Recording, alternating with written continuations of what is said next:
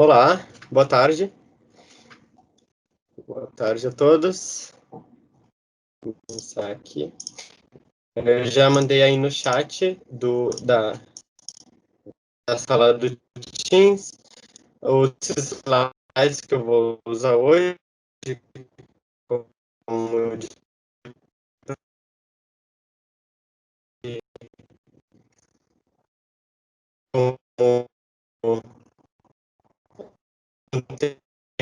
pedir os slides para quem está com uma conexão instalada na QLF. Agora vou iniciar.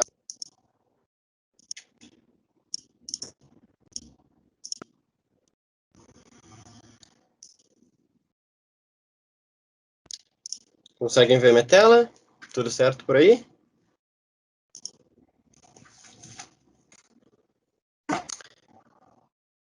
Estou aqui lendo o chat pelo celular. Ok.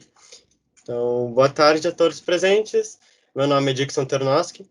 Eu sou estudante de matemática pela Universidade Federal do Paraná. Também sou integrante do grupo PET Matemática da UFPR. E eu estou aqui para dar continuidade ao minicurso de criptografia, iniciado pela... Só relembrando que a gente viu ontem, no dia 1, a Priscila nos mostrou o que é criptografia, demonstrou algumas formas básicas de criptografar coisas, como a cifra de César, você transpor letras, você substituir as letras que você vai usar, também criptografia por blocos, e a gente viu como descriptografar, como quebrar um código que usa algum desses métodos. A gente viu isso por frequência de letras, ou por você pegar o algoritmo e fazer ele ao contrário do que ele tinha feito para criptografar, certo? E bem, a partir disso, tendo essas ideias básicas de criptografia, você já pode ir direto para a criptografia RSA, porque a criptografia RSA é um tipo de criptografia muito usado, mas o dia de hoje serve para dar uma base para vocês, porque a criptografia RSA ela é complicada se você não tiver uma boa base de matemática. Então, hoje a gente vai fazer um passeio por teoria de números. É claro, não toda a área de teoria de números, mas a gente vai ver os itens necessários para que vocês possam entender e aplicar a criptografia RSA amanhã. Então, o objetivo dessa aula, do minicurso de criptografia, o objetivo do dia 2, é que vocês saiam daqui sabendo os conceitos necessários de teoria de números para utilizar na criptografia RSA. Mas só avisa que eu vou passar por eles mais lentamente, porque tem gente assistindo a Semana da Matemática que não é da matemática, mas tem muito interesse, ou pessoas que são da matemática, só que ainda não cursaram teoria de números. Então eu peço uma paciência dos veteranos aí, porque eu vou passar mais devagar por alguns tópicos, ok?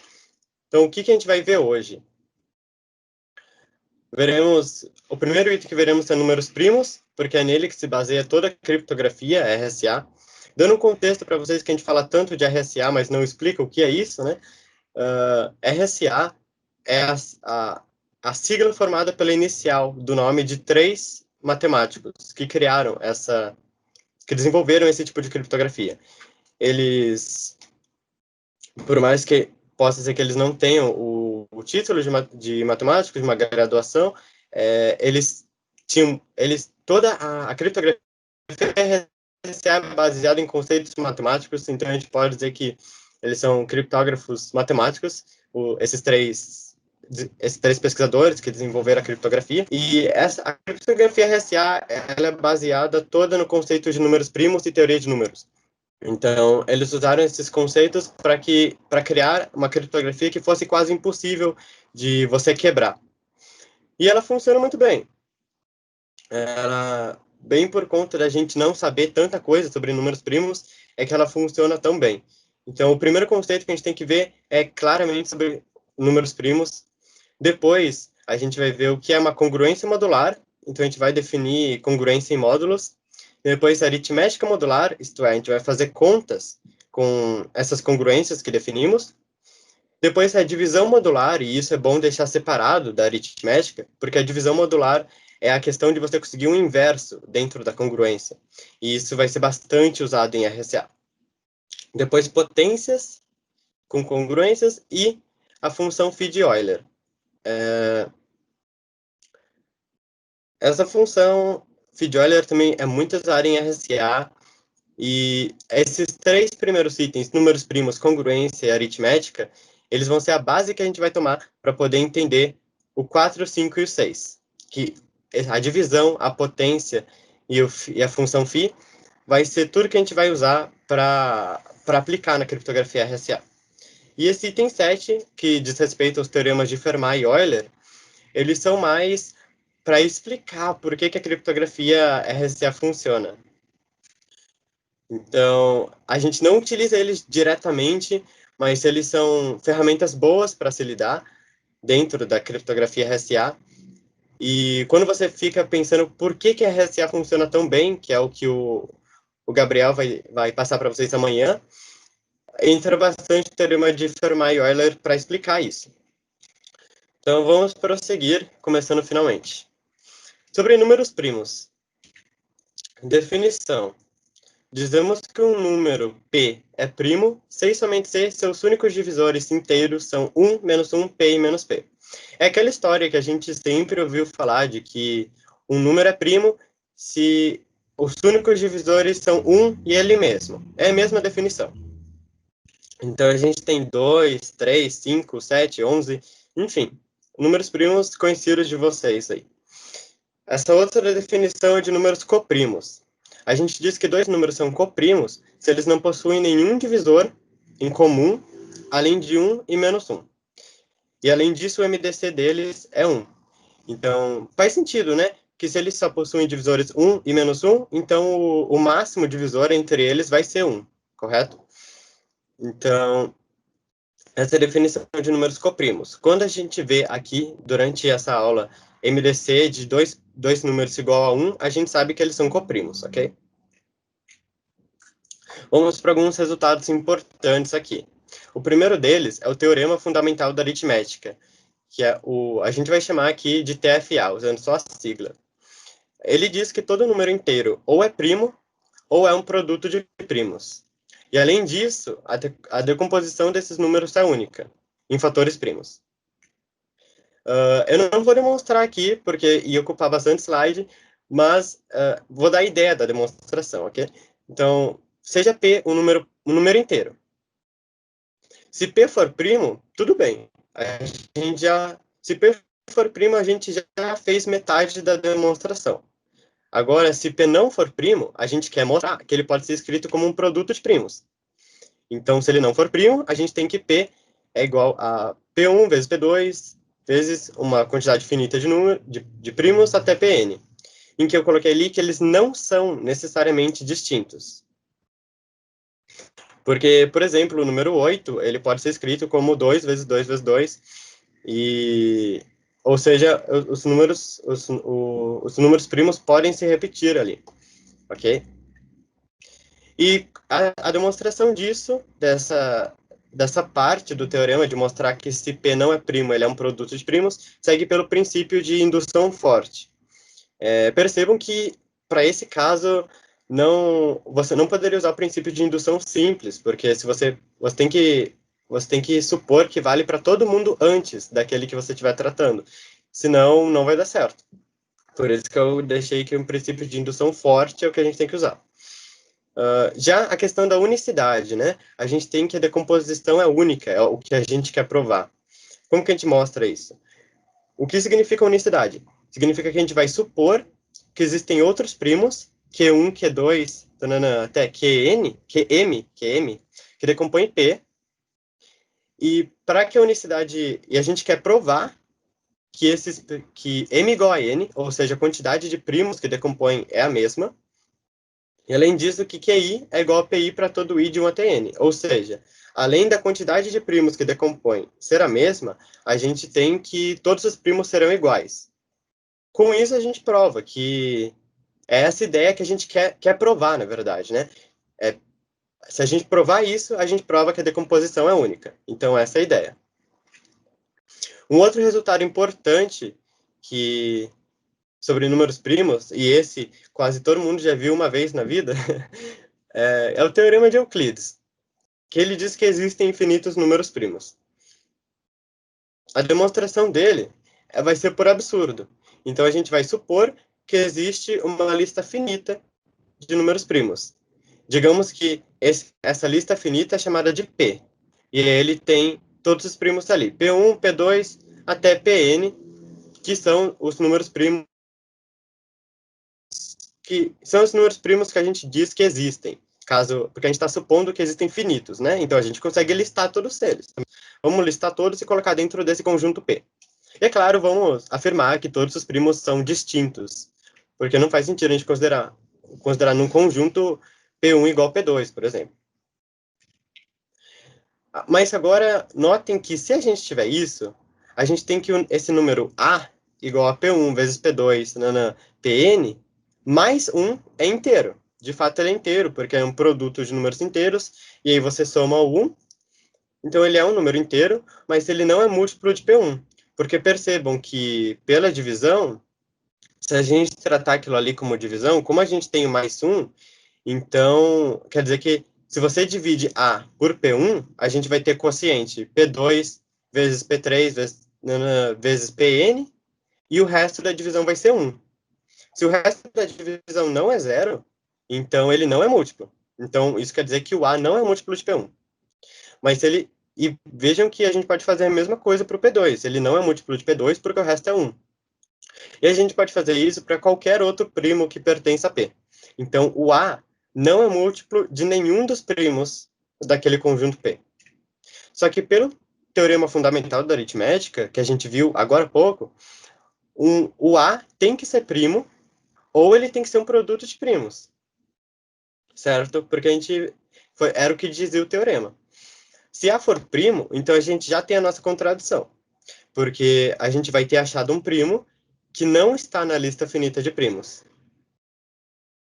Então, pensem, aí vamos pensar assim, se o A for um número primo, então ele é um primo que não está na lista. Então, vamos adicionar ele à lista, né? Agora, digamos que a gente tem a lista P1, P2, Pn e o A no final ali. Só que a gente pode fazer o mesmo processo, se a gente considerar um B, que é um número B, que é P1, P2, Pn vezes A mais 1. E aí a gente vê que a coisa se repete. A gente vai acabar fazendo isso e existem infinitos números primos se a gente seguir essa lógica. Bem, isso é se A for primo.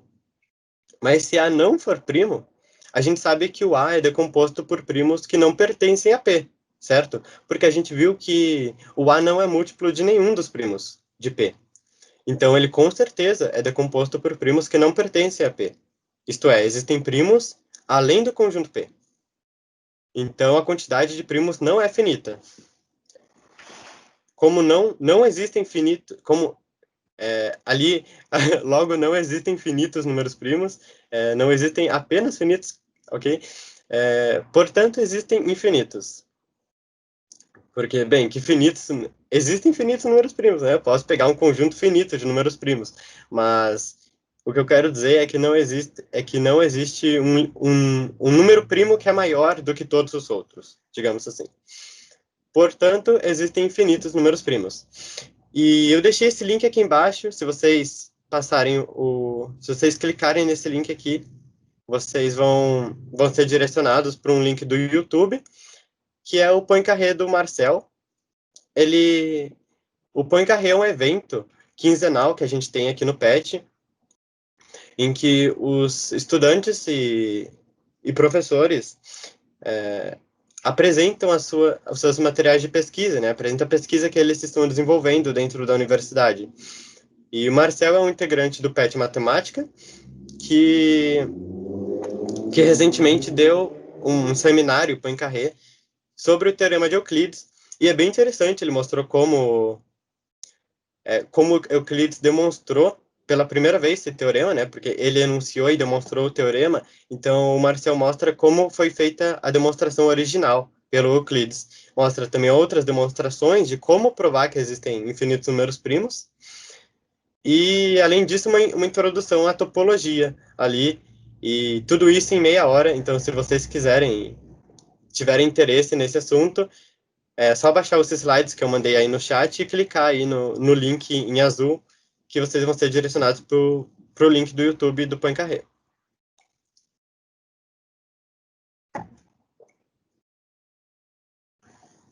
Inclusive, faço o convite para vocês de acompanharem as redes sociais do PET Matemático UFPR, porque a gente sempre está publicando lá alguns dias antes qual vai ser o tema do Poincaré, que horas que ele vai acontecer, e esse tipo de coisa. Então dá para se programar bem para assistir quinzenalmente algumas apresentações legais sobre matemática. Outro resultado importante aqui é o postulado de Bertrand. Eu não sei se estou pronunciando o nome dele certo, mas o que ele diz é que, dado um número natural n maior do que 1, existe pelo menos um número primo p, tal que o p esteja entre n e 2n. Isto é, para todo número n, existe um primo p que está entre ele e o seu dobro.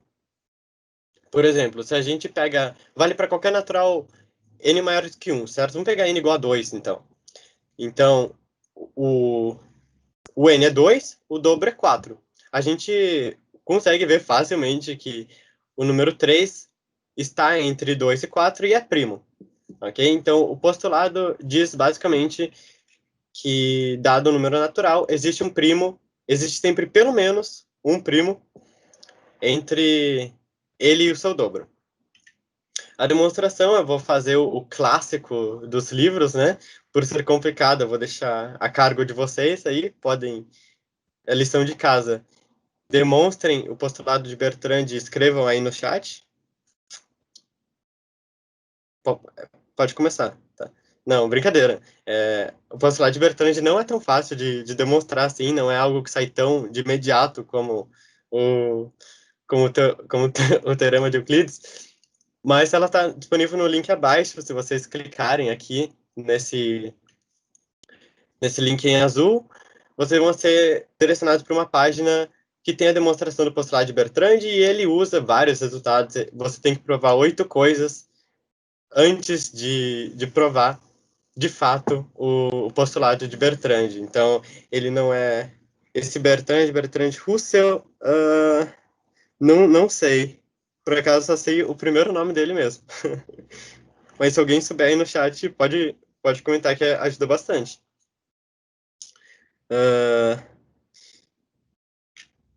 Enfim, a demonstração é trivial, né? É o que a gente sempre diz. Quando a gente não sabe demonstrar, a gente fala que é trivial. Isso, todo livro, né? Todo livro de matemática. Enfim, vocês podem clicar aí se quiserem ver. Tem no PDF que eu deixei ali no chat. E por que eu coloquei o postulado de Bertrand aqui? Como um resultado importante de números primos. Bem, de fato, como eu disse para vocês, a criptografia RSA se sustenta no fato dos números primos não terem um padrão. Não é o Russell. Ah, ok. Esse teorema é do Joseph Bertrand. Ok. Obrigado pela informação. Então, eu coloquei esse postulado aqui porque a gente não sabe quando que vai ter um número primo, sabe? A gente não tem uma fórmula para definir os números primos, tipo, eu vou prever o próximo. Eu consigo listar todos os números primos existentes. A gente não tem isso. É justamente por os números primos serem tão imprevisíveis que a criptografia RSA funciona. E o Bertrand foi um dos que deu uma das luzes aqui, de que ele disse que ele provou esse negócio, de que sempre vai ter um primo nesses intervalos. E agora, aí isso me abre a questão dos problemas em aberto envolvendo números primos, porque existem muitos problemas em aberto envolvendo números primos, e cada um deles que for resolvido ou tiver um avanço já é algo que compromete a criptografia. E eu vou dar um exemplo aqui para vocês. Bem, primeiro vamos listar alguns aqui, caso vocês tenham interesse. A conjectura de Goldbach um desses problemas em aberto, bem famosa. Outro problema é provar que existem infinitos primos de Mersenne. Outro é a conjectura dos primos gêmeos. A conjectura de Legendre, eu acho que se lê Legendre. Ele é francês, então acho que é meio que essa pronúncia. Também fala sobre números primos. Você saber se existem infinitos primos da forma n ao quadrado mais 1 é outro problema que está em aberto. E aqui eu coloquei um extra, que é a hipótese de Lindelof. Eu acho que se pronuncia assim, o pessoal tem uns nomes complicados, porque em outra língua, aí a gente fica tentando descobrir como se pronuncia, né? Mas esse Lindelof é um finlandês que ele fez uma hipótese em cima da hipótese de Riemann, o santo grau da matemática, né? A hipótese de Riemann todo mundo quer resolver, ninguém consegue, mas é um dos grandes problemas, assim, né? E a hipótese de Lindelof foi algo que foi recentemente resolvida, entre aspas, assim, porque ninguém sabe ao certo, né? Eu fiz teve um matemático, em 2018, bem renomado, que publicou uma tese dizendo que havia conseguido resolver a hipótese de Lindelof e, e, e aí aconteceu que na primeira versão da tese dele, ele colocou que resolveu e colocou todas as conclusões e tal, mas isso aí foi revisado por revistas e tudo mais, e ele acabou voltando atrás. Na segunda versão ele falou que aquilo não era uma prova conclusiva, uma prova total do que tinha que ser mostrado. Porém, aí na terceira edição ele adicionou mais coisa e teve uma quarta edição da tese dele que ele não falou que provou, mas teve grandes avanços assim de em questões da computação quântica. Então, por mais que ele não tenha provado de fato a hipótese de Lindelof, pelo menos até onde eu sei, eu li algumas discussões sobre isso na internet, pessoal dizendo ele resolveu, ele não resolveu, e meio que um debate assim. Mas por mais que ele tenha resolvido ou não, os avanços que ele fez já significou muito para o que a gente tem da criptografia RSA. Por exemplo, como eu disse sobre a criptografia quântica, esse é um negócio que, por conta dos avanços dele, por conta de, na verdade, uma integral que ele colocou ali, que ele conseguiu resolver, as coisas ficaram mais claras e isso pode gerar avanços ou formas de quebrar uma criptografia de números primos. Então, isso é algo muito legal, porque o avanço está acontecendo aqui. Esses problemas em aberto, muitos deles são antigos, só que, só que eles não são impossíveis de se resolver. Tá tendo progresso a todo momento e o negócio é pensar fora da caixinha, pensar fora do usual para resolver eles, né?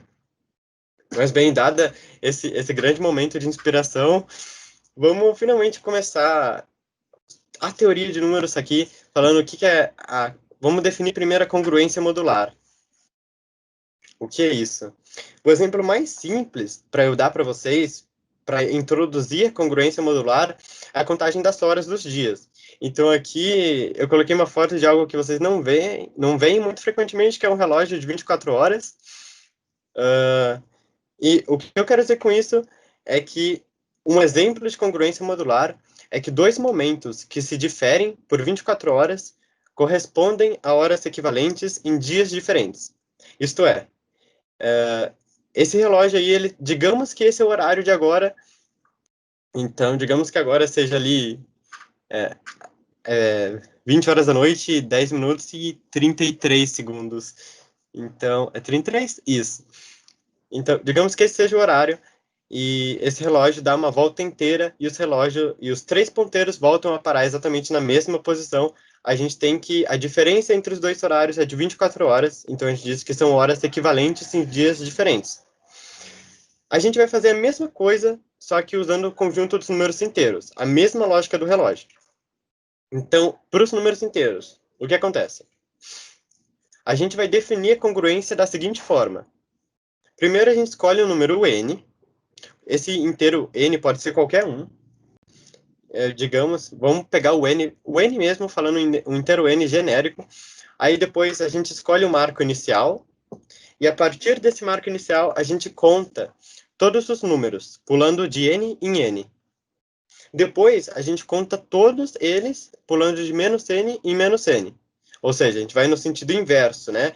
Tem a reta real, digamos que esse é o marco que a gente escolheu inicial, n em n a gente vai pulando aqui, e para cá é de n, menos n, menos n. E o resultado disso é que todos os números que a gente contou, eles são congruentes, módulo n, entre si. Dando um exemplo aqui. O conjunto dos números congruentes a módulo n a partir do marco zero vai ser. Então, percebam ali, aqui, que a gente tem o zero, esse é o marco, nosso marco inicial, a gente vai pulando de n em n, então somamos n, somamos n, somamos n, e aqui, para cá, a gente vai ter todos os múltiplos positivos de n. É para aparecer algo na tela? Vocês estão conseguindo ver os slides? Tá todo mundo conseguindo? Acho que às vezes demora para aparecer. Vocês conseguem me confirmar se está todo mundo com esse problema?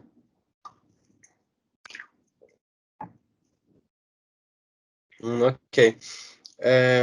Para quem não está conseguindo, para quem não está conseguindo ver a tela,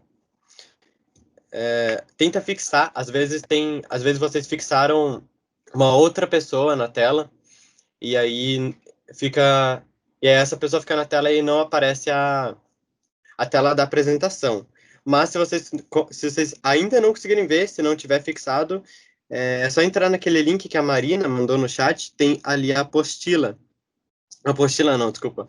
Tem os slides que eu usei para aula. Então, esses slides que eu estou passando aqui são aqueles que... São aqueles ali do link. Se vocês forem acompanhar, eu agora estou na página 10. Então, para quem não estava conseguindo ver, estou na página 10, ok? Ok, obrigado. Obrigado pelo link enviado aí no chat. Bem, enfim. Continuando, a gente tem aqui para frente todos os inteiros positivos de n, e para trás são aqueles que a gente pulou de menos n, são todos os múltiplos negativos de n. Ok? Então, esse é o conjunto, todos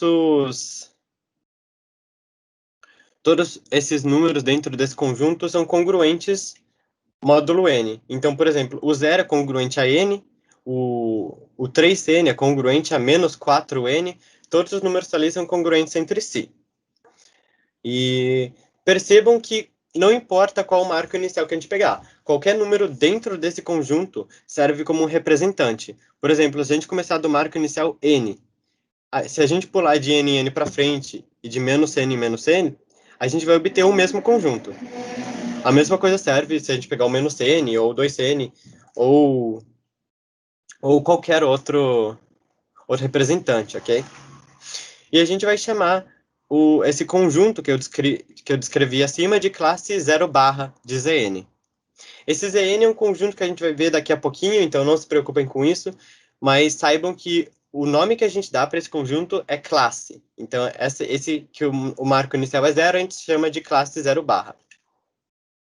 Se a gente fosse pegar os conjuntos dos números congruentes a 1 módulo n, a gente teria o 1 barra, ou seja, um conjunto classe 1 barra, esses números estão descritos ali. A gente começou do 1, e a gente somou n de novo, e vai ter todos os números aqui para frente, e aqui para trás, mesma coisa. Diminuiu n novamente, e aí a gente forma o conjunto inteiro. Percebam já uma coisa, que eles são exatamente os múltiplos de n somado a 1. Então, isso já meio que dá uma intuição para vocês de que vão ser todos os números inteiros que deixam o resto 1 na divisão por n. E aí, vamos fazer um exemplo. Se a gente tiver n igual a 2, a gente teria que o 0 barra é o conjunto dos números pares, certo? Porque a gente vai pegar o 0, digamos o 0 aqui, a gente vai pular de 2 em 2. Então, 0, 2, 4, 6, 8, e assim vai. E para trás também. Então, menos 2, menos 4, menos 6. Então, a gente tem que, se o n é 2, a classe 0 barra é o conjunto de todos os números pares. E o 1 é o conjunto de todos os números ímpares, porque a gente vai pulando 1, 3, 5, 7, então a gente consegue formar todos os ímpares. Então, a classe 0 é o conjunto dos pares, e o 1 e a classe 1 barra é o conjunto dos ímpares. Então, aqui dá para ver representado bem graficamente, os números que pertencem à classe 0, eles estão ali marcados com a bolinha verde, e os números ímpares, que são os da classe 1 barra, estão marcados ali com a bolinha azul, beleza? E dessa forma, uma coisa interessante é que a união das duas classes, então a união da classe 0 com a classe 1, forma todo o conjunto dos inteiros, né? Porque você vê ali, qualquer número inteiro pode ser representado com uma bolinha ali nessa reta. Então, a união das classes é igual ao conjunto dos inteiros. Isso acontece sempre para qualquer n? Bem, a gente vai ver que sim, né? Porque para qualquer n que você pegar, a gente vai ter que... As classes representam os restos. Então, a gente vai acabar conseguindo formar todo o conjunto dos inteiros ao unir essas classes. Fazer a união dos dois conjuntos. Mas agora, vamos para uma definição formal mesmo, porque aquilo era uma ideia muito intuitiva, né? A gente vai pulando de n em n. Como que a gente define isso matematicamente? Então, a definição de congruência módulo n é: a gente diz que A e B, dois números inteiros, são congruentes módulo n, C e somente C. A menos B é múltiplo de n. E a gente escreve A, 3 risquinhos, B, módulo n. Então, esses 3 risquinhos é o sinal de congruência, para quem nunca viu. Vamos fazer alguns exemplos aqui para fixar melhor. 10 é congruente a 0, módulo 5, já que a diferença, 10 menos 0, é 10. E 10 é um múltiplo de 5, ok? Também 14 é congruente a 24, módulo n, módulo... Opa. 14 é congruente a 24, módulo 5, já que 14 menos 24 vai dar menos 10, que também é um múltiplo de 5. Um último exemplo aí é que 29 é congruente a 8, módulo 7, já que a diferença entre os dois dá 21, e 21 é um múltiplo de 7. Então, é assim que a gente vai definir a congruência e vai usar ela daqui para frente. Antes da gente prosseguir para o próximo tópico, vamos ver algumas propriedades importantes. Todo inteiro é congruente módulo n ao seu resto na divisão por n. É o que a gente já tinha dito ali, né? Mas agora a gente vai provar matematicamente. Demonstração. Seja A um inteiro qualquer. Ao efetuar a divisão de A por n, a gente obtém que A é igual a n vezes Q mais R, em que Q é um número inteiro, né, o quociente da divisão, e R é o resto, em que em que R está entre 0 e n menos 1. Ali eu coloquei estrito, mas o R pode ser 0, inclusive, ok? O caso em que R é 0 é quando o A é múltiplo de n, né? Então, ali teve um errinho, o R pode ser 0 também. Agora, se a gente pegar aqui essa igualdade e passar o R para o outro lado, digamos assim, né? Vamos ser matemáticos, vamos dizer, vamos subtrair R em ambos os lados, a gente obtém que A menos R é igual a N vezes Q. Então, A menos R é o múltiplo de N. E pela definição, a gente disse que dois números são congruentes se a diferença é o múltiplo de N. Então, a gente tem que A é congruente ao seu resto. Então, todo número da reta dos inteiros vai ser congruente no módulo n ao seu resto, na divisão por n. Isso aqui é uma outra propriedade que a gente vai utilizar bastante, de que dois números são congruentes se e somente se eles deixam o mesmo resto na divisão. Isso eu acho que ficou bem claro por essa parte aqui, né? Aqui em cima, a gente tinha que, se dois números são congruentes, eles estão nesse mesmo conjunto. né? Então eles vão ter o mesmo resto, que é o 1 aqui, por exemplo. E se eles têm o mesmo resto, a gente consegue... quer dizer que eles estarão no mesmo conjunto. Então, isso é uma ideia mais intuitiva. Como é bem intuitivo, eu não vou fazer a prova aqui, mas não é muito difícil de provar isso também. Segue bastante pela definição.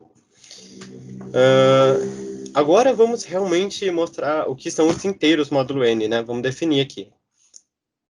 Como todo inteiro é congruente ao seu resto, então existem apenas n diferentes classes para cada n inteiro. Porque, claro, a gente viu que todo inteiro é congruente ao seu resto. Então, a classe de todo inteiro é igual à classe do resto dele. Então, como só existe, e como o resto varia de 0 até n-1, então existem n restos possíveis. Então, existirão n classes diferentes. E aí, a gente chama de conjunto dos inteiros módulo n, o conjunto z, com um nzinho pequeno ali, que é o conjunto de todas essas classes. E aí, dentro desse conjunto é a classe do 0, do 1, do 2, até o n-1. E aí, essas são todas essas classes de congruência. Por exemplo, para n igual a 5, a gente tem que o zn, ou seja, o z5, que a gente chama, vai ser o 0, o conjunto ali que tem a classe 0, 1, 2, 3, 4.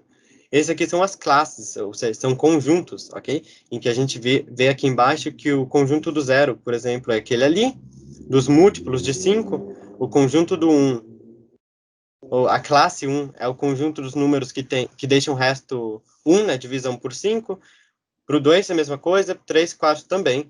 E percebam aqui nas colunas que a gente obtém todos os números da reta dos inteiros, certo? Aqui, menos 15, menos 14, menos 13, menos 12, menos 11. Se você ver aqui a coluna do meio aqui, 0, 1, 2, 3, 4, 5, 6, 7, 8. Enfim, a gente tem todos... Se a gente unir todos esses conjuntos, a gente tem o conjunto dos inteiros. E bem, a gente sabe que o conjunto dos inteiros é representado por uma reta, né? Então a gente tem... É como se fosse a reta real. A reta real, o conjunto dos reais, na verdade, ele é representado por uma reta. O conjunto Z seria os pontinhos dessa reta, né? Seria ali, você coloca o ponto no 0, no 1, 2, 3, 4. Então, claro, vai ter um monte de buracos, né? Não é uma reta como como o conjunto dos reais. E aí, como a gente representa o conjunto Zn, os inteiros módulo n, geometricamente? Bem, a gente vai representar aqui, como vocês veem na imagem, isso é um GIF, eu já vou clicar nele aí para vocês verem, que a gente faz assim, a gente pega uma circunferência e coloca pontos nela de forma que estejam igualmente espaçados no arco da circunferência, sendo que cada ponto representa uma classe de Zn. E aí, para cada número inteiro que a gente for somando, ele vai girando em sentido horário. Eu vou mostrar para vocês como isso acontece geometricamente. Vamos rodar essa, essa circunferência que eu falei na reta dos inteiros aqui. Veja que só tem os inteiros marcados, certo? Então, vejam que para o zero, o resto da divisão de 0 por 3, aqui a gente está no Zn, a gente está no Z3, né? A gente tem que, na divisão por 3, os restos possíveis são 0, 1 e 2. E aí no Z3, 0, a divisão de 0 por 3 dá 0. E vamos ver como isso acontece aqui. O pontinho vai caindo exatamente naquele...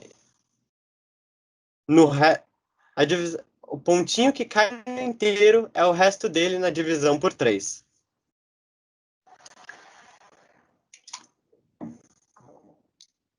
Não aparece imagem da apresentação. Vejam se agora vai aparecer. Digam para mim, por favor. Tá, agora já tá bom? Me digam se o áudio tá bom agora. Eco, eco. Tá bom? Não tem? Ok, então Eu acho que o que estava impedindo que vocês vissem a tela era a webcam que estava ligada. Aparentemente eu tirei ela, então agora apareceu, né, Francisco? Então acho que eu vou ficar sem a webcam mesmo. Eu vou apresentar assim. Então, obrigado, pessoal. Deixa eu voltar a compartilhar aqui os slides.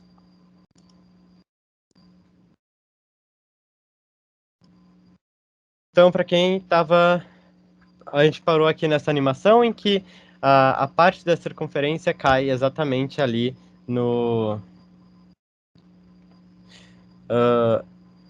cai exatamente no o nu nossa, me confundi todo agora, mas a a bolinha que cai no número é o resto da divisão desse número por 3. É assim que a gente representa geometricamente. Agora vamos para a aritmética modular. Vamos ver como que funciona para a gente fazer contas com as congruências que a gente definiu. Então, primeiro, vamos fazer contas com os elementos de Zn. Essa animação fez no GeoGebra? Sim, fiz no GeoGebra.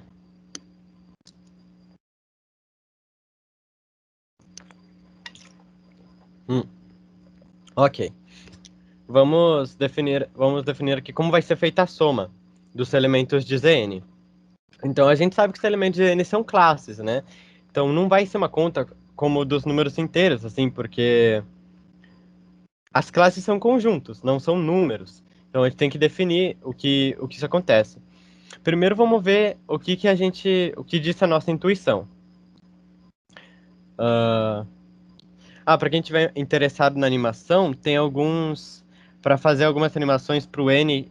Aqui eu fiz para Z3, mas para você fazer para o N que você quiser, tem alguns gadgets do GeoGebra. Se você procurar no Google Cicloide GeoGebra, vai ter alguns projetos que as pessoas fizeram desses cicloides que, se você definir certinho, ele cai exatamente no número aqui.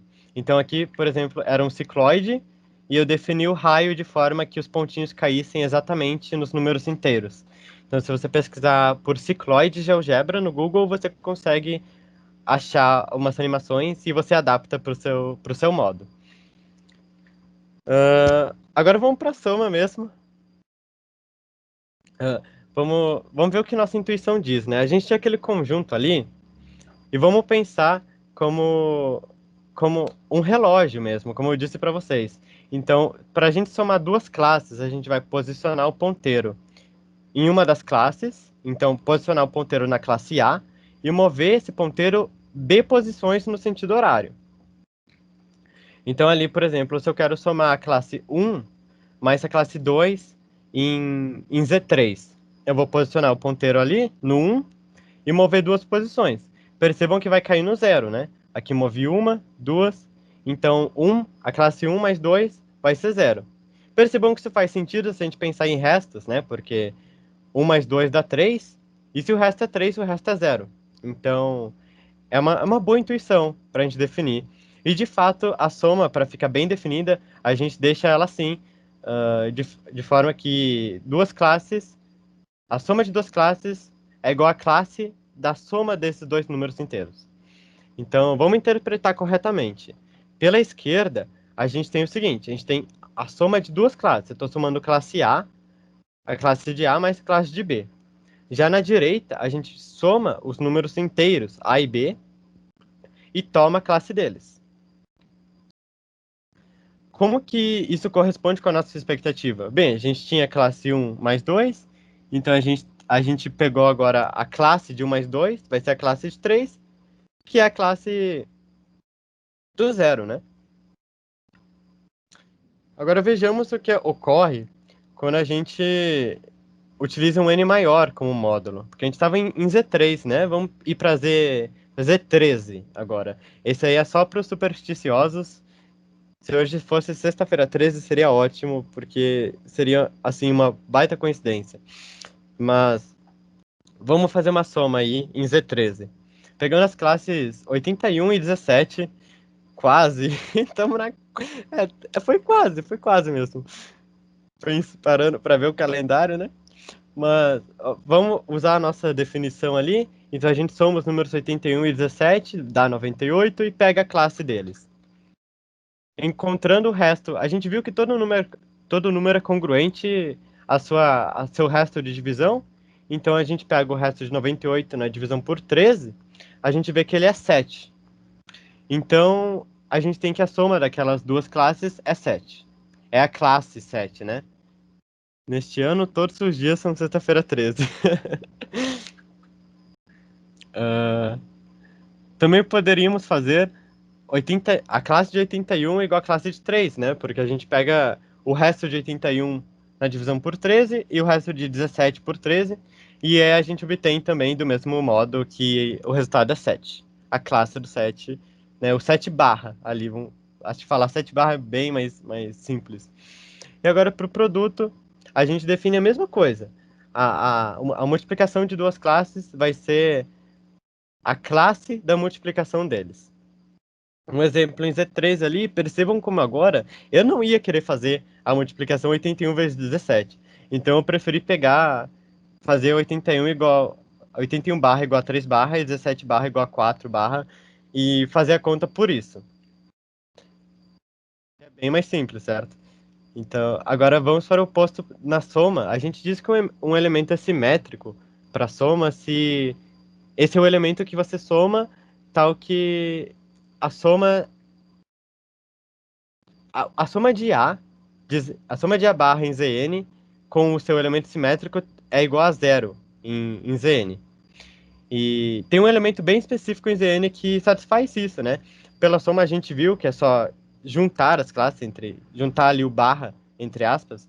Então, a gente consegue ter que o nosso elemento simétrico é o menos a classe do menos A. E para usar isso em questões de resto, é só a gente somar o n, que a gente está preservando a classe, só que não vai ser um número negativo ali, né? Por exemplo, em Z5, o oposto de 3 é menos 3. É a classe do menos 3. Aí a gente vê que a classe do menos 3 é a classe do 5 menos 3, que é a classe do 2. Então agora a gente tá falando só em questões de elementos, só questão de resto ali. Então, de fato, a classe do 3 mais classe do 2 é igual a classe do 3 mais 2, que é igual a classe do 5, que é o zero barra, né? É a classe do zero que é o que a gente esperava. Outras propriedades do Zn são todas as propriedades de um anel comutativo. Então, para quem nunca viu isso, não tem problema, não vai fazer diferença nenhuma. A gente vai ver aqui que para todo A, B e C em Zn vale essas propriedades. Então, associatividade, porque é igual à classe do zero barra, é porque a gente está em Z5, né? Aí, no Z5, como o 5 é um múltiplo de 5, ele deixa resto zero na divisão por 5. Então, a gente tem que... A classe do 5 é a mesma classe do zero. Ficou claro? Certo? Ok. Vamos prosseguir. Então, vale aqui, como eu dizia, propriedade associativa para soma, vale a propriedade comutativa para soma. A gente viu quer dizer, a gente sabe também que tem um elemento neutro para soma, então qualquer número, qualquer classe que você somar com a classe do zero vai ser a própria classe. A gente viu agora que tem um elemento oposto. Também vale a associatividade para o produto, a comutatividade para o produto. A gente vê que tem um elemento neutro para multiplicação e vale a distributividade. E aqui eu vou destacar duas propriedades importantes de congruência que a gente vai usar muito na criptografia RSA. São elas, se o A é congruente a B em módulo N e o A' é congruente a B em módulo N, então essas coisas aqui são verdade. O A mais A' vai ser congruente ao B mais B' em módulo N. E assim como o A vezes A' vai ser congruente a B vezes B' em módulo N. É a mesma coisa, sabe quando você tem um sistema de equações? Ali você tem as duas equações, se você somar as duas, ou se você multiplicar uma pela outra. É a mesma coisa. Ali a gente tem a congruente a B e a linha congruente a B', a gente coloca ela na soma e na multiplicação. Isso vai ser bem natural para vocês daqui a pouco, nos exercícios. E ambas essas propriedades podem ser demonstradas facilmente se a gente usar a definição de congruência. A definição, só lembrando, é que dois números são congruentes se a diferença entre eles é um múltiplo de n. Então, usando essa ideia, dá para demonstrar as duas. Agora vamos para a divisão modular. O que quer dizer divisão modular, né? Porque nos números reais, a gente realiza a divisão A sobre B ao multiplicar o elemento A pelo inverso de B. Isto é, A dividido por B, A dividido por B é igual a A vezes o inverso de B, assim como está escrito aí para vocês.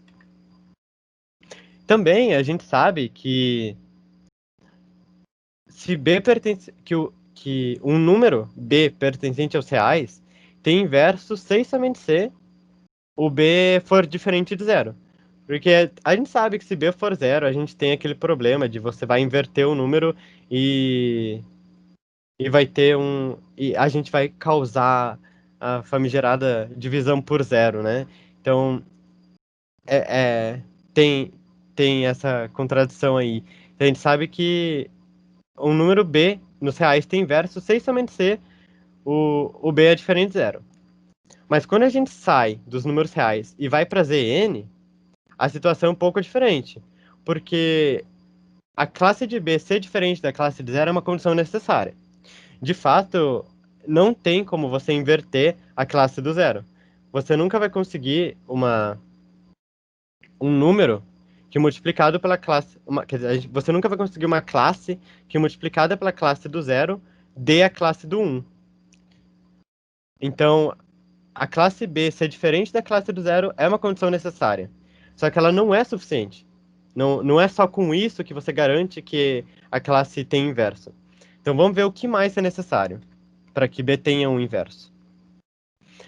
Bem, a gente diz que que B barra em Zn é invertível se existe um beta barra em Zn, tal que B barra vezes beta barra seja igual a 1 barra em Zn.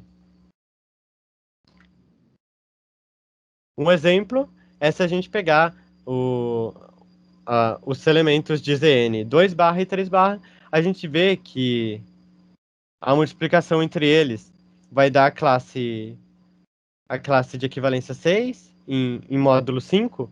Isso é igual à classe 1, né? É igual a 1 barra. Porque o 6 na divisão por 5 deixa resto 1.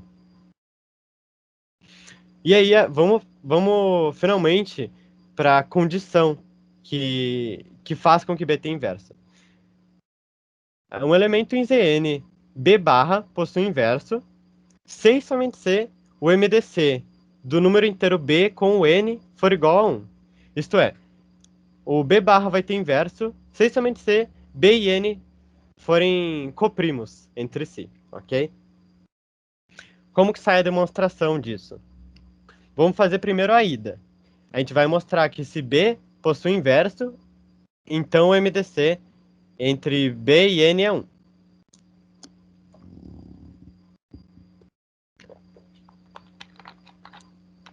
Bem, se B possui inverso em Zn, então existe um beta em Zn, tal que aquilo acontece, pela definição de inverso que a gente viu, né? Se aquilo acontece, a gente tem que a classe de B vezes beta é igual à classe de 1. Então, B vezes beta possui resto 1 na divisão por N. Então, B vezes beta é congruente a 1 módulo N. Então, pela definição de congruência, B vezes beta menos 1 é igual a um múltiplo de N. A gente não sabe qual múltiplo é esse, por isso tem ali vezes Q, sendo que Q é um inteiro qualquer. A gente não sabe qual inteiro é esse, mas não importa. Desde que a gente sabe que B vezes beta menos 1 é um múltiplo de N. E aí, se a gente se a gente passa, se a gente, digamos, a gente soma 1 de ambos os lados e soma menos nq de ambos os lados, a gente tem ali que b vezes beta mais n vezes menos q, eu coloquei o sinal para dentro, é igual a 1. E aí, eu acho que já dá para entender o que a gente está tentando fazer aqui. Como D como B e N são números inteiros, eles claramente têm um MDC. Então, digamos que D seja esse MDC. Como ele é o máximo divisor comum, ele com certeza é um divisor de B e de N ao mesmo tempo. Então, existem inteiros K e R, tal que B é D vezes K e N é D vezes R. O que isso quer dizer? Que se D divide B e D divide N, então o B é um múltiplo de D e o N também é um múltiplo de D. E aí, substituindo essa notação na nossa equação lá em cima, a gente obtém isso aí. E colocando D em evidência, a gente conclui que o número 1 é múltiplo de D. Mas notem que isso não seria possível se o D se a gente tivesse D maior do que 1. Porque como que, por exemplo, 2 vezes outro número inteiro seria igual a 1, sabe? Se a gente tivesse nos racionais, faria sentido, claro. A gente teria que o número ali entre aquele K beta mais R vezes menos Q é o inverso de D. Mas como a gente está nos inteiros, como a gente sabe que todos os números aqui são inteiros, a gente sabe que isso só é possível se o D for 1. Então, a gente conclui que o MDC de B e N é 1. Já a volta desse teorema, quer dizer, dessa proposição, desculpe, é dada da seguinte forma. Se MDC de B e N é igual a 1, então a gente usa o teorema de Bezout para chegar numa equação parecida com essa aqui que eu estou circulando, e aí a gente vai o sentido contrário, chega nisso aqui e volta para isso aqui. O teorema de Bezout, para quem nunca viu, é que ele diz que existem variáveis beta e q tal que essa igualdade acontece. Então ele é um teorema que basicamente assegura essa igualdade aqui, e aí é só a gente fazer voltando que a gente chega que D possui inverso em Zn, e ele é exatamente beta. Agora vamos calcular um exemplo prático. Vamos calcular o inverso de 3 barra em Z de 32. Olha, já estamos usando um N bem grande aí, né? A gente sabe que esse inverso existe, porque o MDC de 3 e 32 é 1. E a gente viu que o inverso existe se somente se o MDC é 1. Então a gente tá ligado já que o inverso existe e a gente só precisa achar ele. Como a gente faz isso, a gente usa o, o ou a gente usa o teorema de Bezout, ou a gente usa o algoritmo de Euclides, que é o que eu vou fazer aqui. Só que assim, o teorema de Bezout, ele garante a existência a existência daqueles parâmetros, mas ele não fala quem são eles, certo? Ele garante a existência. Então, a gente vai usar ele, claro, para falar que existe, né, implicitamente assim, mas para a gente conseguir mesmo, a gente vai usar o algoritmo de Euclides. Olha, o Euclides aí de novo, né? E isso é feito basicamente da seguinte forma. Vamos dividir o 32 por 3. A gente obtém, pela divisão, que 32 é 3 vezes 10 e deixa o resto 2. Presente em todos os lugares. Pois é, Euclides está em tudo, né? Às vezes, acho que depois de hoje vocês podem até sonhar com ele. Mesmo nunca tendo visto, vai ter algo assim, Euclides vai mudar a sua vida, sabe? Em tudo, inclusive em nossos corações. Euclides, grande Euclides. Bem, então a gente pegou aí a divisão de 32 por 3. E agora a gente vai dividir o 3 por 2. Por que a gente vai fazer isso? Vocês já vão entender, mas todo o processo é assim. Isso vai ser vai ser clichê, já vai ser padrão, vocês vão ficar craques sem fazer isso. Dividindo 3 por 2, a gente tem que 3 é 2 vezes 1 mais 1. E aí, o 2, a gente, isolando o 2 ali, a gente tem que o 2 é 3 menos 1. Substituindo o 2 na primeira equação lá, a gente tem que 32 é 10 vezes 3 mais 3 menos 1. E aí vamos usar da propriedade associativa, vamos colocar que esse 10 vezes 3 mais 3, vamos dizer que isso é 11 vezes 3, certo?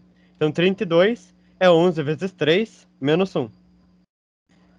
E opa, a gente já tem o que a gente queria.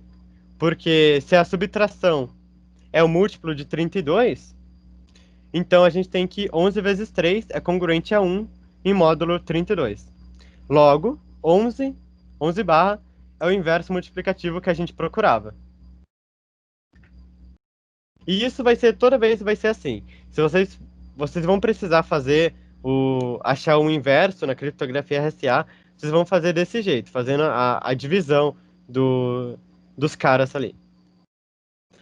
Agora vamos definir um conjunto bem especial para a gente, que é o conjunto U de N. Por definição, ele é o conjunto dos elementos de Zn que possui inverso. E claro, a gente viu que um elemento de Zn possui inverso, se somente C, ele tem MDC 1 com N. Então a gente tem que, por definição, ali vocês estão vendo que tem um igual com uma bolinha em cima. Para quem nunca viu isso, quer dizer que a gente está definindo o conjunto desse jeito.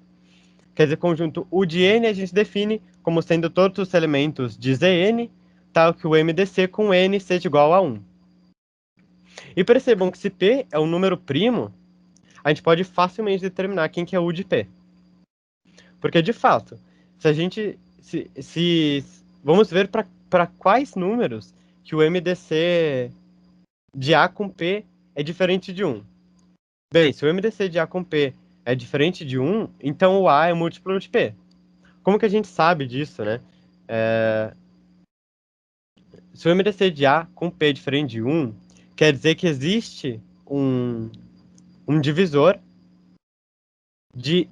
quer dizer que existe um número D que divide A e P ao mesmo tempo. Mas os únicos divisores de P são 1 e P. Mas, assim, a gente viu que é diferente de 1. Então, o MDC só pode ser P. É a nossa única alternativa. E aí, como o MDC é P, então a gente tem que P divide A. Logo, o A é o múltiplo de P. Beleza? Conseguiram acompanhar aí? Por ele ser múltiplo de P, a gente vai ter que A menos zero é o múltiplo de P. Então, o A é congruente a zero em módulo P, e, portanto, a classe de A vai ser igual à classe do zero em módulo P. Então, a gente viu que o MDC de A e P acontece apenas quando quando o A barra é igual a zero barra. Então, esse é realmente o único caso em que isso ocorre, porque a gente viu que se ele é diferente de 1, então é um múltiplo de P. Então, se a gente tem que o MDC é diferente de 1, isso implica que a classe de A é igual à classe de zero. O que significa que para todas essas outras classes, então 1, 2, 3, até n-1, o MDC vai dar 1. Então, o conjunto dos elementos de Zn que possui inverso é todo o conjunto ZP menos a classe do zero. Então, vamos fazer um exemplo de U de N com um N composto. Para N igual a 12, por exemplo, o 12 é composto, de fato, e a gente tem que o MDC de A com 12 é igual a 1 apenas se o A for 1, 5, 7 ou 11. Então, para todos os outros casos, a gente tem que o MDC de A com 12 é diferente de 1. Logo, o conjunto das classes que possuem inverso em Z12 vai ser esse ali, o 12, que contém a classe do 1, do 5, do 7 e do 11.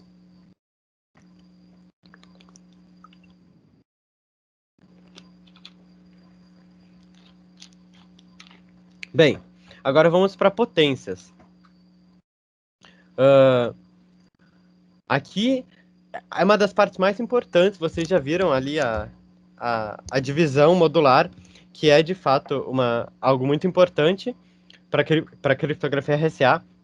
E agora a gente vai para potências, que também vai ser usado muito na criptografia RSA. Só fazendo um adendo, como a gente começou 15 minutos mais tarde, essa aula do mini curso vai até às 5h15, ok? E aí já vem em seguida o mini curso do Arthur de polígonos construtíveis. Essa apresentação do mini curso ficará disponível no YouTube? Sim, a reunião está sendo gravada, então assim que o Teams processar a, assim que o Teams processar o vídeo, a gente vai colocar no YouTube a gravação dessa aula aqui. E aí a gente avisa nas redes sociais do PET, como isso é um processo demorado, tipo, o Teams demora bastante para disponibilizar esses vídeos para que a gente possa baixar. Às vezes é um dia. Então, quando a gente upar esses vídeos no YouTube, a gente manda um aviso nas redes sociais do PET que ficou disponível no YouTube. Se alguém da organização do PET puder passar o canal do PET aí no chat também, que aí já fica registrado. Olha que rápido! Obrigado. Bem, então, continuando aqui sobre potências, a gente vai utilizar nas potências duas propriedades importantes que vimos anteriormente. Então, são essas duas que eu falei que são as propriedades importantes, que é aquela lógica do sistema de equações, ok? Acho que vocês lembram disso aí. Vamos ver como isso funciona na prática. Na criptografia RSA, a gente vai ter umas coisas do tipo, qual é o resto de 10 elevado a 135 na divisão por 7? Aí vocês pensam, pô, como, né? E, primeiro, vamos escolher um representante mais simples para fazer as nossas contas. A gente vai fazer isso da seguinte forma. A gente sabe que o resto de 10 na divisão por 7 é 3. Então, vamos usar que 10 é congruente a 3 módulo 7. E vamos formar esse sisteminha de equações. Pela segunda propriedade ali da multiplicação, a gente vê que 10 ao quadrado vai ser congruente a 3 ao quadrado módulo 7. Ali a gente só usou a propriedade que está descrita. Aí, se a gente fizer isso continuamente, for montando esses sistemas, é fácil perceber que 10 elevado a 135 é congruente a 3 elevado a 135 em módulo 7. Agora que a gente tem um melhor representante, o 3 de fato é um número menor ali, dá para lidar melhor, né, e tal. Vamos fazer as contas, né? Percebam que aí eu fiz essa listinha para vocês, que vocês vão entender daqui a pouco para que ela serve, que das potências de 3. 3 ao quadrado é congruente a 3 vezes 3, claro. Isso é 9, e o resto de 9 na divisão por 7 é 2. Então a gente tem que 3 ao quadrado é congruente a 2 na módulo 7. Também 3 ao cubo, pela mesma lógica, é congruente a menos 1 módulo 7. 3 à quarta é congruente a 4. 3 à quinta é congruente a 5. E 3 à sexta é congruente a 1 módulo 7. E aí que está o que a gente gostaria. Bem, perceba uma coisa, que a partir da sexta potência, os restos vão se repetir ciclicamente. Então, percebam ali que, por exemplo, a potência 3 elevado à sétima vai ser congruente a 3 vezes 3 elevado à sexta, só que 3 elevado à sexta a gente viu que é congruente a 1. Então, 3 elevado à sétima vai ser congruente a 3 apenas. E aí a gente volta, 3 elevado à oitava vai cair naquele mesmo caso do 3 ao quadrado, que é congruente a 3 vezes 3. Então percebam que sempre que a gente tem uma potência que é congruente a 1, depois dela os restos se repetem ciclicamente.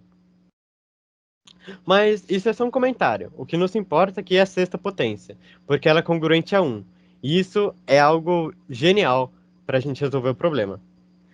Como ela é sexta potência, vamos fazer a divisão euclidiana de 135 por 6. Então, 135 é igual a 22 vezes 6, deixando o resto 3. Então, a gente pode escrever a potência 3 elevado a 135 da seguinte forma. 3 vezes 22 vezes 6 mais 3. Por propriedade de potências, a gente tem que isso é congruente a isso aqui, né? É igual, na verdade, mas como os números são iguais, né? Claro, são congruentes. A gente, a gente divide, assim, aquela multiplicação e a soma ali, a gente sabe que multiplica pelo 3 elevado à potência. Agora, a gente sabe que o 3 elevado à sexta é congruente a 1. Então, isso fica da seguinte forma. Também, a gente viu que o 3 elevado à terceira, 3 elevado ao cubo, né, é congruente a menos 1. Então, aquilo fica assim. Qual que é a nossa conclusão? Isso é congruente a menos 1. Agora, a gente quer saber o resto da divisão, então a gente precisa disso em termos de resto. É só somar 7 e a gente obtém que o resto é 6. Portanto, o resto de 10 elevado a 135 na divisão por 7 é 6. E eu vou deixar isso aqui um pouquinho na tela para vocês refletirem um pouco. E eu vou fazer um outro exemplo, porque, como eu disse, isso acontece bastante em RSA, ok?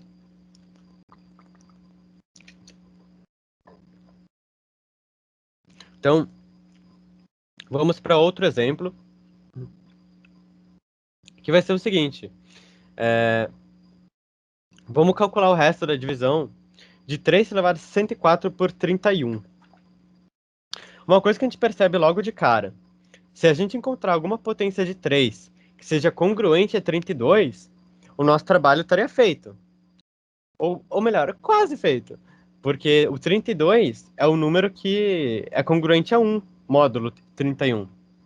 Só que, pô, tem muitas potências para inspecionar e ver qual potência de 3 vai ser congruente a 1.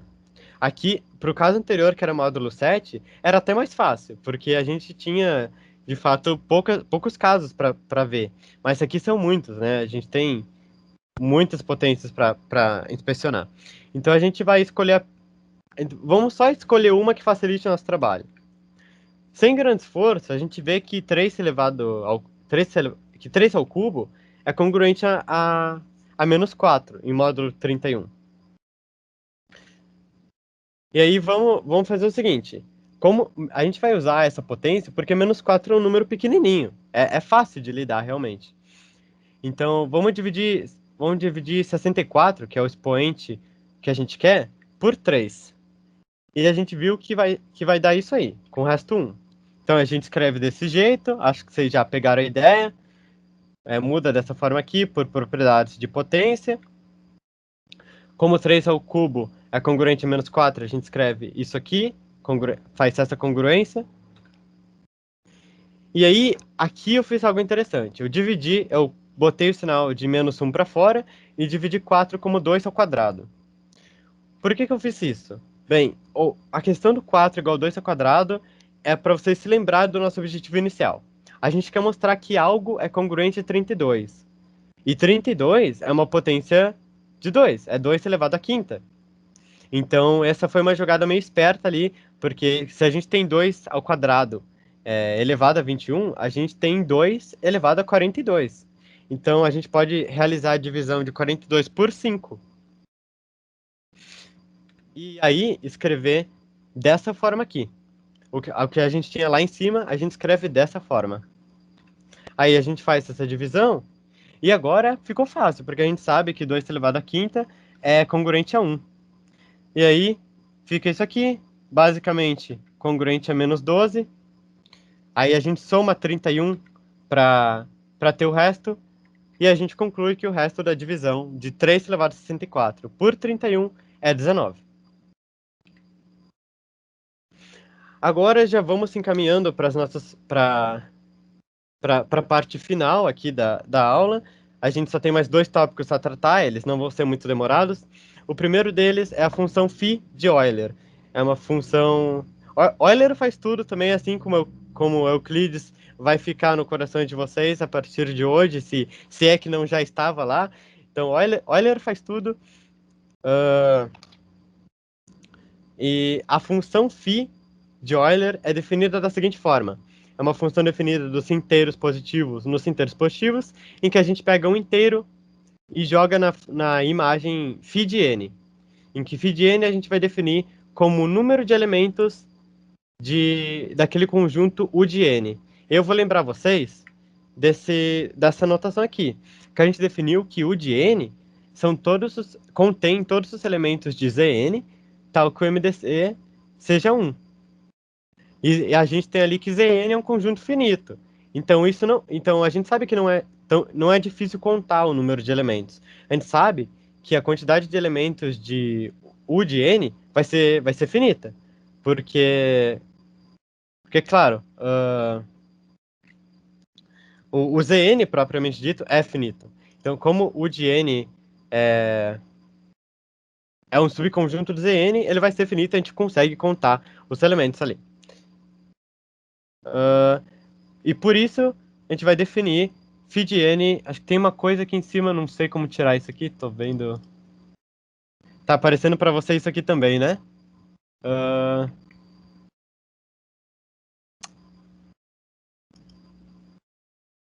Vou parar de apresentar e apresentar de novo dá certo, só para não comprometer ali a apresentação. Acho que já ficou normal de novo, beleza. Bem, a gente pode definir φ de n como a quantidade de números inteiros positivos e menores ou iguais a n que são coprimos com n.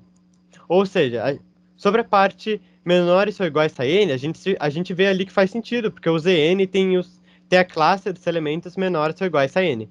E aí a parte de coprimos com n é pela definição de U de n.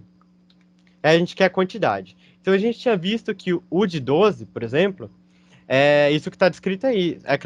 É o conjunto que contém as classes 1, 5, 7 e 11.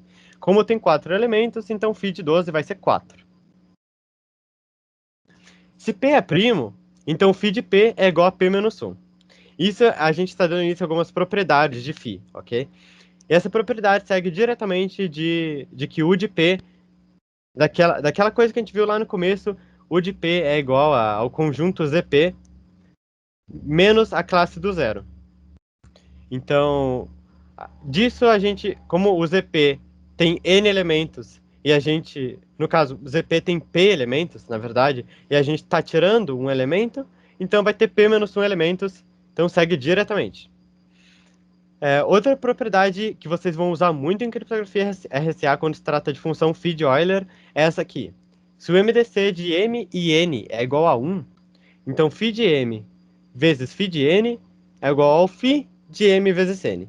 Então tava ali fora, a gente põe para dentro. Comprime uma aplicação só. E a demonstração desse resultado precisa de uma visualização ali por matrizes, então se vocês quiserem ver detalhadamente, está na apostila de criptografia, que se encontra no site do PET.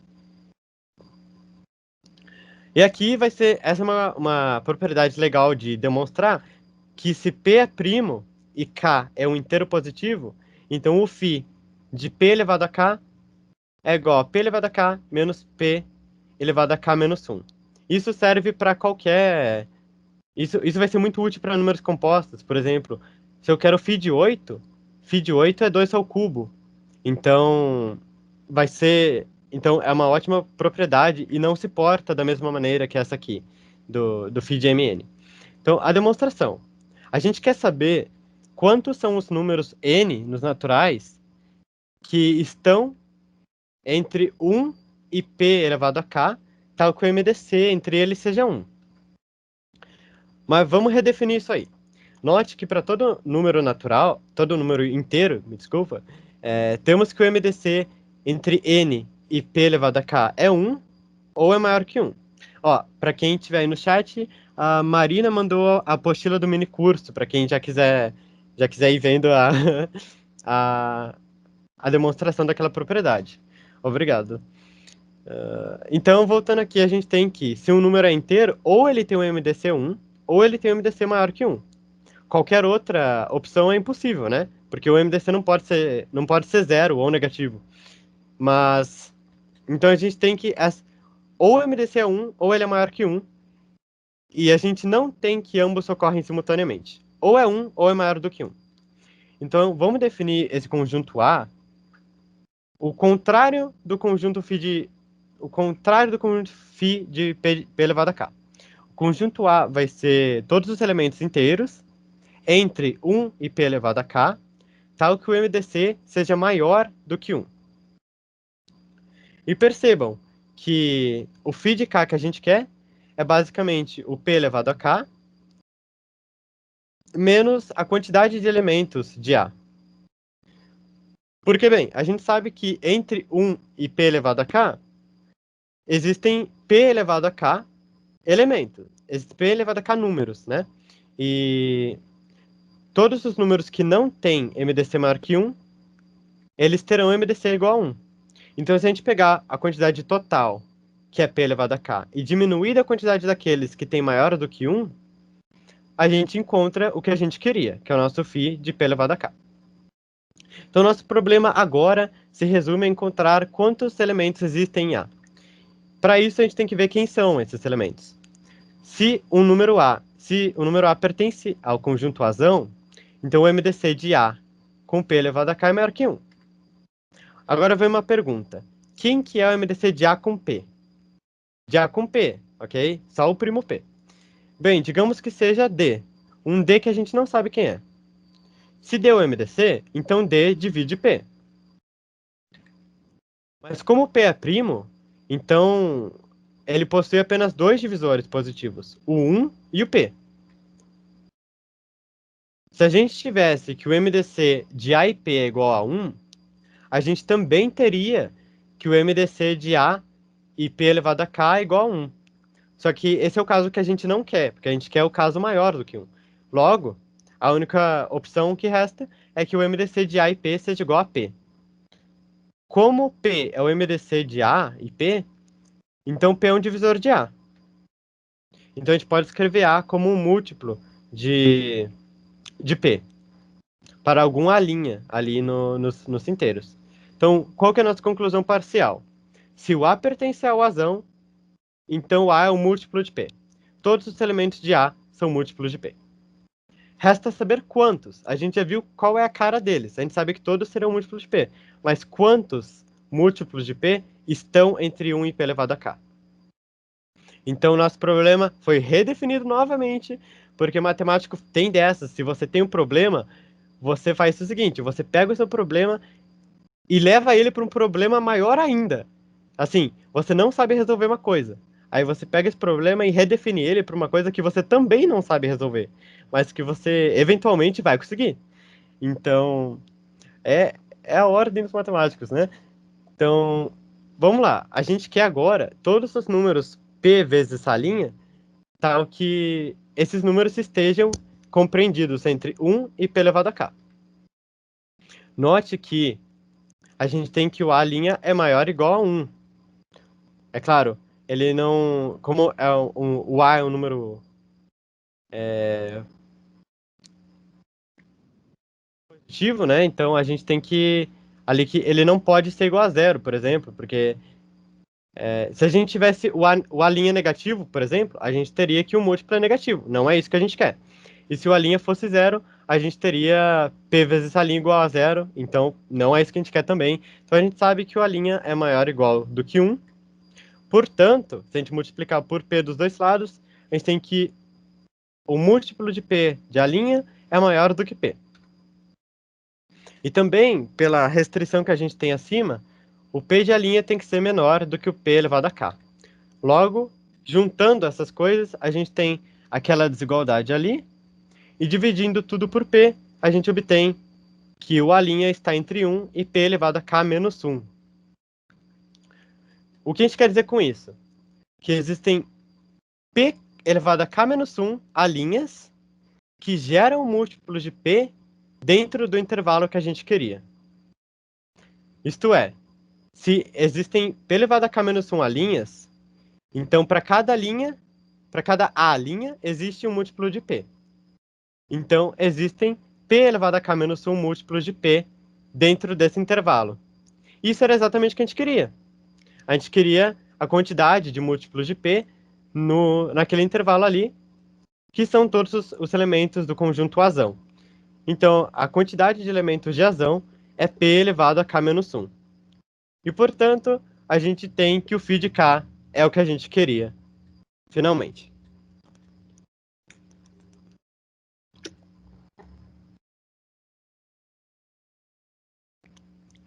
Finalmente, vamos para o teorema de Fermat e Euler.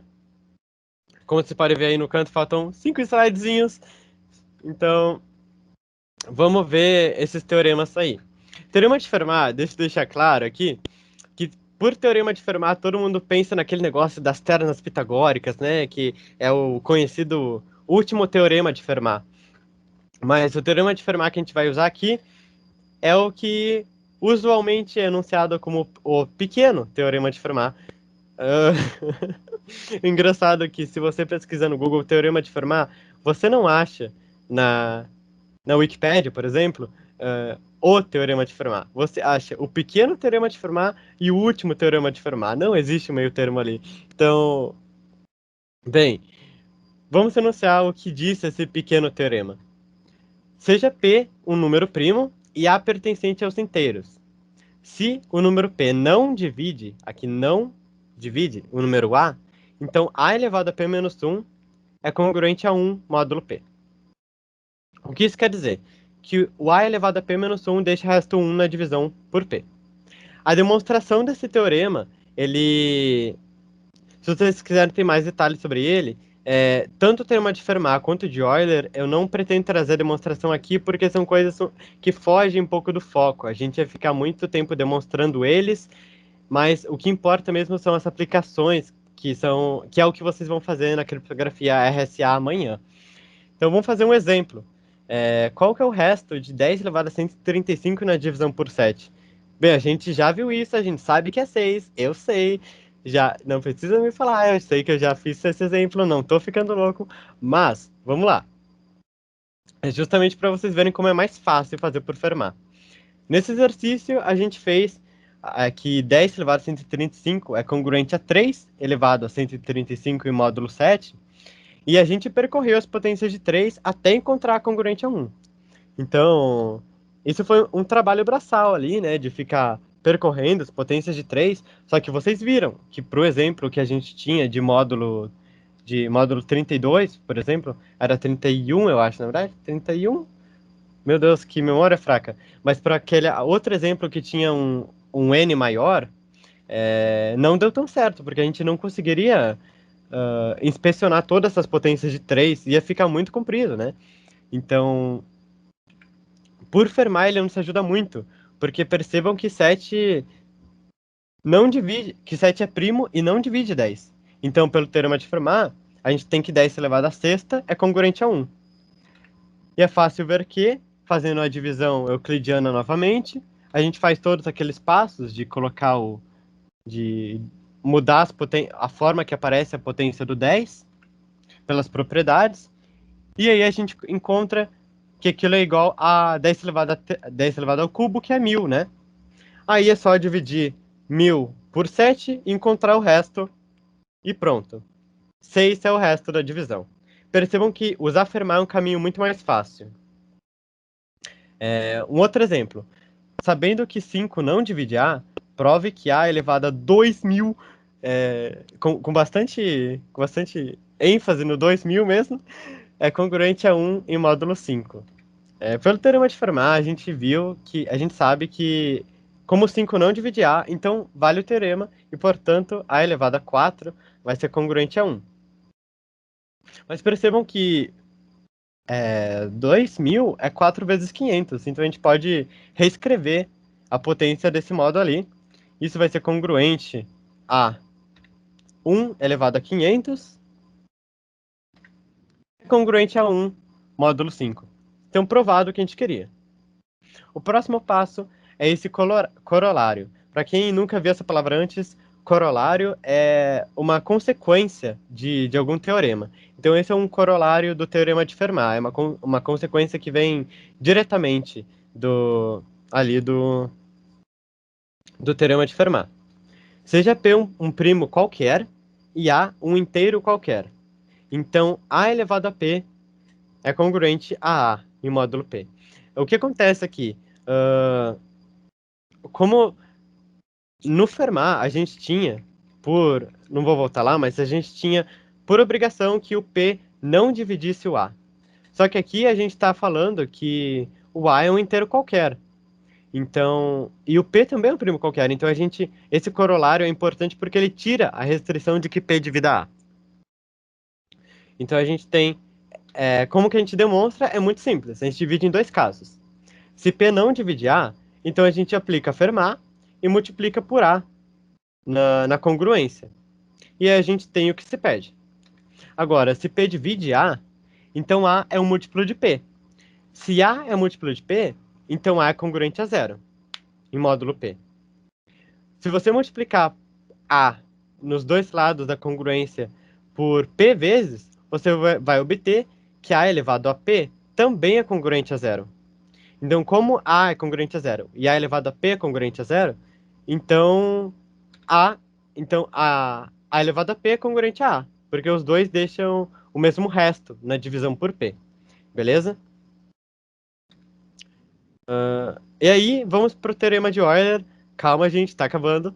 O Teorema de Euler é muito útil, mas o Teorema de Fermat, quer dizer, que a gente viu já, ele é muito útil, só que ele vale apenas para módulos primos, né?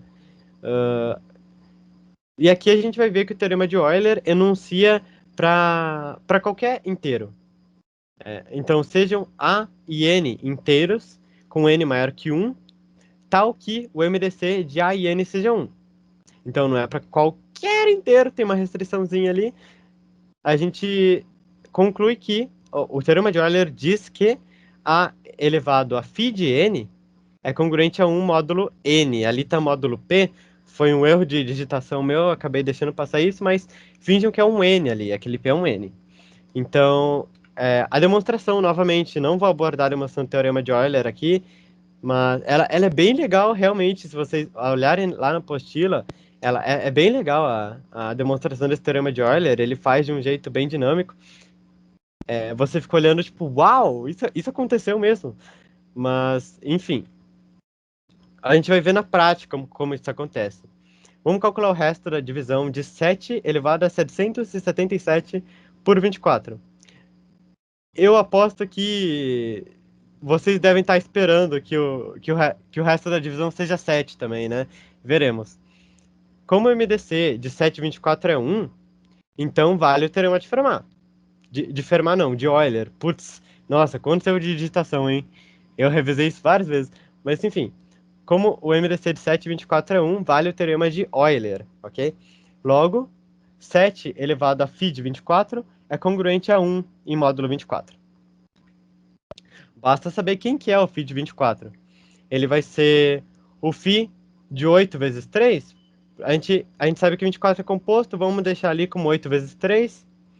O 8 a gente sabe que é 2 ao cubo. Agora vamos usar aquela propriedade. Φ de mn é igual a φ de m vezes φ de n. Então, agora, nessa próxima igualdade, vamos usar aquela propriedade de o φ de p elevado a k e φ de p mesmo. Então, a gente tem ali, como 2 é primo, o φ de 2 elevado a 3 vai ser aquilo que está descrito ali, né? Basicamente, 2 ao cubo menos 2 elevado a 3 menos 1. E como 3 é primo, o φ de 3 vai ser 3 menos 1.